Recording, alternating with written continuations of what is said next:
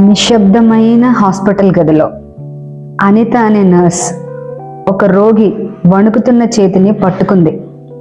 అక్కడ యంత్రాల శబ్దాలు, బాధ, భయం అన్నీ అక్కడ కనిపించాయి. కానీ ఆమె మృదువైన మాటలు, సమయానికి ఇచ్చిన మందులు, నిరంతర సంరక్షణ రోగికి ఊరటనిచ్చాయి.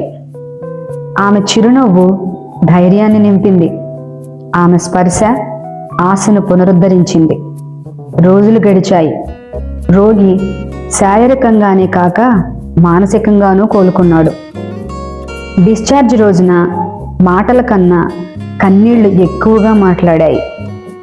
నర్సింగ్ ఒక ఉద్యోగం కాదు, అది సేవ, కరుణ, మానవత్వం. భవిష్యత్ నర్సులారా, మీ సంరక్షణ ప్రతిరోజు జీవితాలను మార్చగలదు.